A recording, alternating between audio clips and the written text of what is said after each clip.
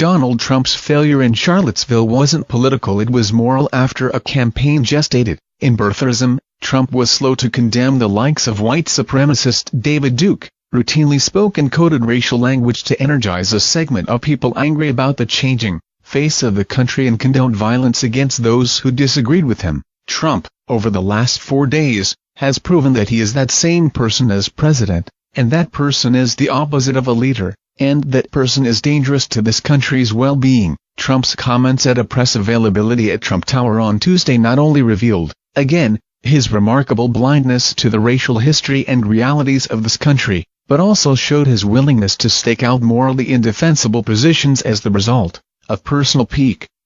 3 days after insisting that the blame for the Charlottesville protests spurred by neo-Nazis and white supremacists lay on many sides, and just a day removed from a more fulsome condemnation of those groups, Trump returned to his original position that this was a situation where both sides were wrong, and the only people who disagreed with that were the fake news media. "I watched those very closely, much more closely than you people watched it," Trump lectured the assembled reporters. "And you had a group on one side that was bad, and you had a group on the other side that was also very violent, and nobody wants to say that, but I'll say it right now. And, again, I think there's blame on both sides. And I have no doubt about it, and you don't have any doubt about it either. And, again, I only tell you this, there are two sides to a story. I thought what took place was a horrible moment for our country, a horrible moment. But there are two sides to it. That view is factually inaccurate. Only one side with one belief system was involved in a speeding car being rammed into a group of counter-protesters, an incident that left one woman dead and more than a dozen others injured. Only one group in Charlottesville on Saturday bases their entire belief system on the inferiority of other people because of their race or religion. Only one group on Saturday speaks admiringly of a murderous dictator who killed millions. Trump knows this. He is not dumb.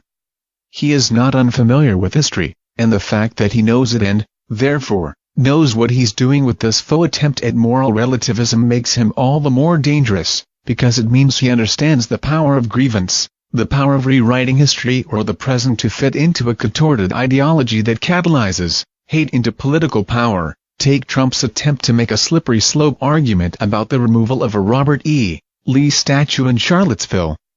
"So this week it's Robert E. Lee," he said. "I noticed that Stonewall Jackson's coming down. I wonder, is it George Washington next week? And is it Thomas Jefferson the week after?" You really do have to ask yourself, where does it stop? Equating the first president of the United States with a Confederate general who led a rebellion against his country is, not intellectually honest. Trump knows that. Know who liked Trump's relativism on Robert E. Lee?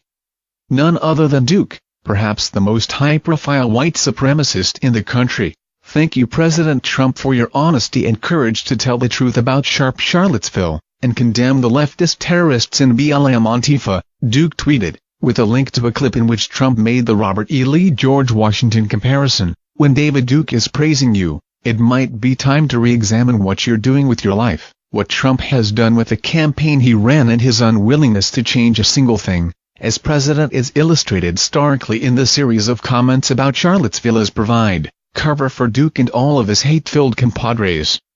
The president said both sides do it. The left is just as intolerant as we are. They will croon. What Trump has done over the past 4 days and especially what he said on Tuesday at the White House ensures that the hatmongers who protested in Charlottesville will be emboldened. They will view the ambiguity of blame from Trump as a win, as a stamp of approval by which they can grow their efforts to divide us and bring out the darkest parts of our humanity. That outcome is more than a failure of political leadership by Trump, it is a failure of moral leadership.